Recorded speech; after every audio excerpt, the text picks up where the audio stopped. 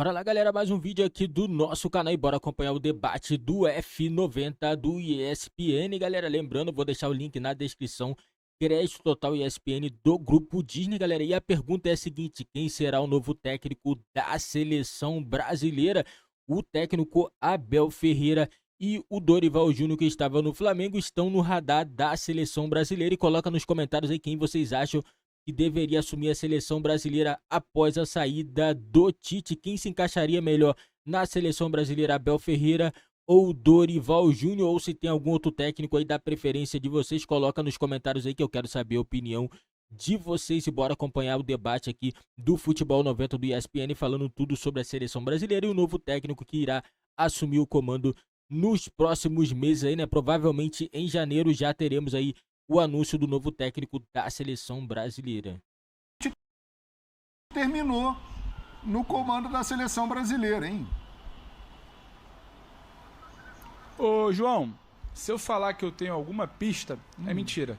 Se alguém virar e falar que tem um nome hoje, eu não conseguiria entender como algo palpável ou concreto. Eu acho que o Edinaldo, presidente da CBF, Edinaldo Rodrigues, ele não começou a pensar ainda. Ele está dentro do avião nesse momento, voltando com a delegação de Londres para o Rio de Janeiro, e de fato, ele não começou a pensar não porque ele não quisesse, não porque faltou planejamento. A Copa do Mundo mexe muito com o que vai ser a sua direção de trabalho. Se o Edinaldo, a CBF, o futebol brasileiro, se ele é campeão, se ele é hexa, se ele é campeão, você tem uma pressão a menos, você tem uma margem de manobra diferente. Você pode começar um ciclo, entregamos aqui, o trabalho do Tite está completo, foi campeão, então a gente vai começar algo novo, a gente vai fazer uma aposta, a gente vai tentar algo diferente, você tem uma margem de manobra. Você eliminado mais uma vez nas quartas de final, você não tem margem de manobra. A pressão está sobre a mesa, a pressão está colocada. Maior jejum igualado, 24 anos.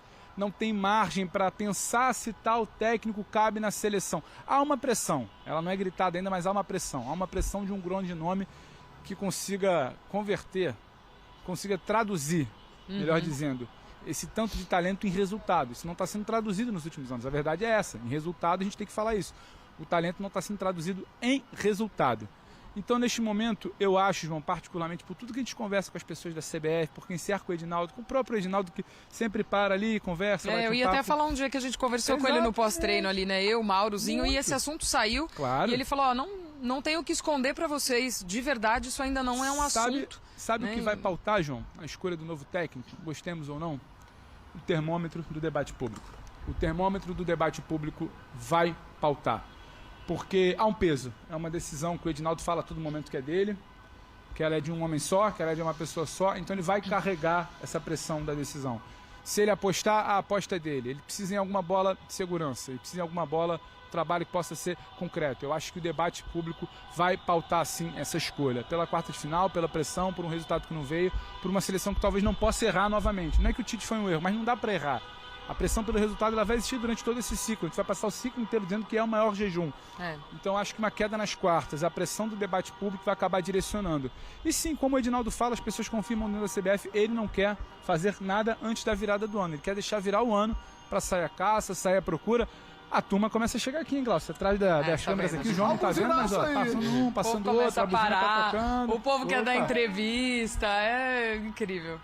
Mas acho que o caminho é por aí, João, do próximo técnico. Do próximo técnico do Richardson e de tantos outros. Perfeitamente. Imagina se esse povo souber que a gente tá conversando com o João Guilherme. Aí sim. E outra coisa, daqui a pouco eles encrencam ali, cismam que querem aparecer na TV. Aí a gente vai pedindo pra chegar pra cá e eles não respeitam. Aí se joga aqui é uma bagunça. Agora uma outra pergunta no meio desse buzinaço marroquino que tá maravilhoso. Será que o novo técnico da seleção brasileira vai trabalhar com o Neymar?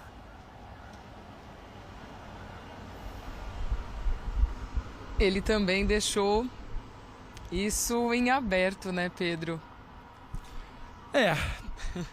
Alguns meses atrás... Eu acho que até no início não tem como, né? Não sei se na Copa, mas eu acho que no primeiro momento ele também muito carta nesse baralho, não tem jeito. Alguns meses atrás,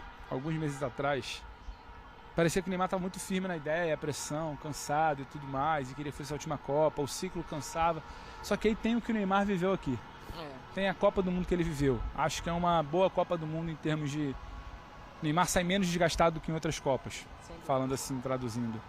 Então, ele saboreou essa Copa. Ele carrega um peso de algo que ele não conseguiu entregar ainda. Eu acho que quando ele colocar o pé no chão, ele mesmo fala isso ontem na coletiva, na zona mista, desculpa, a gente pergunta pra ele, todo momento ele para, suspira e... Não sei. Não consigo dizer que sim, mas não consigo dizer que não. Eu preciso entender tudo. A questão tá aberta, mais aberta do que antes, porque até metade do ano eu não vi essa questão tão aberta não, Glaucio. Eu acho que ainda é possível. Antes da Copa, eu via, Pedro, o Neymar dentro desses principais nomes, Messi, Cristiano Ronaldo, ainda com a possibilidade de uma próxima Copa. Eu nunca imaginei que para ele fosse de fato a última, sabe? E continuo achando mesmo. Acho que quando ele também pensar, como você falou, nesse momento, acho que é difícil para todo mundo dizer que se fica, se vai, como vai ser. Enfim, são 4 anos. Mas eu acho que talvez ainda vá ficar esse sabor para ele, né, de não deu certo, não conquistou mais uma vez, ainda consegue, ainda rende. Vinha, né, de uma boa temporada antes dessa Copa, como também não aconteceu das outras vezes. Então, tenho lá minhas dúvidas, viu, João? Ô, João, devolvo para você rapidinho, se você puder assumir a bola, porque nosso retorno aqui perdemos tá a comunicação, não sei né? se é pela oscilação marroquina. Não, voltou aqui. Estamos é o ouvindo. buzinaço interferindo. Foi a interferência marroquina aqui, quase tirou nosso retorno, mas agora estamos ouvindo, João. Boa. Não, desejar a vocês muita força. Eu já passei por isso, sei como é, não é fácil não, mas sigam firmes aí, realizando o brilhante trabalho que vocês estão fazendo. Vocês são campeões. Muito obrigado, hein? Se quiser trazer os marroquinos aqui, fica à vontade, tá bom? Se eles aparecerem aqui, a gente volta, João. Pode deixar, mais um beijo pra você. Valeu. Obrigada, João. Um beijo grande. O nosso sonho de Copa segue. A gente vai na cobertura aqui pra vocês, tá bom? Boa! E 26 é logo ali. Maravilha. Muito obrigado, meus amigos. A dupla Pedro Ivo e Gláucia. Meus amigos, Neymar deixou o hotel da seleção agora há pouco. Ele foi no jatinho particular dele para algum destino, deve ser Paris, não sabemos. Já deu para o Neymar na seleção ou ele deve seguir, na opinião de vocês? Claro que é uma decisão muito particular, mas estamos falando de um jogador de 30 anos. Qual é a opinião de vocês enquanto a gente vê aí o Neymar deixando o hotel da seleção brasileira? Bom, para mim tem que seguir. Ele continua sendo e para mim o jogo de ontem mostrou o grande craque da seleção. Ele se preparou muito para essa Copa, né? Se na temporada anterior teve até foto dele, né, em jogo de eliminatórias, ele aparentemente... Olha ali, Rodrigo, ele foi lá falar com a galera, ó. O que o Richarlison fez também, ele falou ali rapidinho com o pessoal, mas foi lá dar uma satisfação pro público. Então, ele para mim deu sinais de que está muito bem fisicamente, se preparou bem para essa Copa, infelizmente teve aquela contusão, a pancada, ele se recuperou a tempo, fez um esforço muito grande para isso, para poder voltar. Para mim, no jogo de ontem, chamou muito a responsabilidade. A gente falou boa parte da Copa, tinha gente que falava para mim o que é um erro, que o Brasil seria melhor sem o Neymar, tecnicamente, o jogo coletivo vai aparecer, hoje tem outras figuras. No jogo de ontem, na hora que estava apertando, era a bola no Neymar. Rodrigo procura o Neymar, dá a bola para ele. Paquetá dá a bola para ele. Ele é a grande referência. A jogada do gol é muito uma obra individual dele, pouco jogo coletivo. Quando sai o Vinícius Júnior para mim, que não foi uma boa troca do Tite, a do Antony pelo Rafinha até demorou, né? Talvez até, né? O Rafinha foi o Gabriel Jesus da última Copa. Mas o Neymar, para mim, enquanto esteve em campo, foi sempre um cara perigoso, um cara que chamou a responsabilidade. E ele é um líder, é uma referência para esses outros garotos. Sim. Essa juventude acho que precisa ter o Neymar. Inclusive dentro de campo, o jogo associativo do Neymar com os outros, a tabela, o gol dele, que ele faz 2 tabelas, exemplifica muito isso, né? Então o Neymar, pro bem do Brasil, eu acho que não deve deixar a seleção, não. Deve tentar, pelo menos, estender até 2026, que é logo ali mesmo, porque só são 3 anos e meio, né? 3 anos e meio, passa rápido, passa rapidinho. Galera, concordo. O Neymar, pra mim, deve prosseguir na seleção, mas uma coisa que, pra mim, tem que acontecer na seleção que deveria ter acontecido antes, que é o quê? Não se pode contar somente com o Neymar. Tem que ter outro jogador, não com o mesmo calibre, porque não tem nenhum brasileiro que seja craque igual o Neymar. Não tem. Mas tem que ter um jogador que se aproxima, que tem a característica que possa suprir, né, o Neymar quando ele não estiver, ou mesmo entrar para jogar junto com o Neymar, porque eu acho que faltou isso no jogo contra a Croácia. Não tinha meio campo. O Tite armou 2 volantes, Paquetá e Casemiro, e os caras botam um quadrangular, ó, 4 caras no meio de campo lá da Croácia, tocando bola. Entendeu? E o Tite não faz nada. O Tite, na hora de trocar, substitui errado. Parece que não tá enxergando o jogo. Entendeu? Pra mim, não deve ter dependência somente assim do Neymar, porque não tem como falar, a seleção é dependente do Neymar ainda. Se fosse sem o Neymar, seria pior ainda. Seria pior, entendeu? E assim, a seleção pecou em algumas convocações. No Brasil, eu falo pra você, lateral do Palmeiras, Marco Rocha, voando. Claro, né, um jogador jovem, mas tá voando.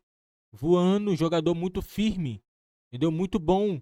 Poderia ter ajudado a seleção brasileira, mas o Tite optou por levar Daniel Alves. Fez o discurso, Daniel Alves está muito bem fisicamente, mentalmente, tudo com mente, e o cara não jogou. Não tinha condições de jogo. Todo mundo sabia que o Daniel Alves não tinha condições de jogo. Então isso, querendo ou não, eu não culpo o Daniel Alves, que ele não tem culpa nenhuma. Eu culpo o treinador. Prejudicou a seleção jogou sem lateral. Entendeu? 2 laterais se machucaram. Entendeu? O Danilo, fraco. Pra mim, um lateral fraco. Entendeu? O Militão, pra mim, foi o melhor jogador. Que não é lateral, né? De ofício, joga de zagueiro no Real Madrid. Mas jogou muito bem, jogando pela lateral direita. Não comprometeu em nada, marcou muito bem. Entendeu? O Tite pecou nisso. O Tite pecou no meio campo. Ele não tem um jogador. Entendeu? No caso, quando não tá o Neymar, claro, ele levou o Everton Ribeiro. O Everton Ribeiro joga ali, mas não jogou. Não utilizou o jogador. Então, pra mim, é a mesma coisa que nada.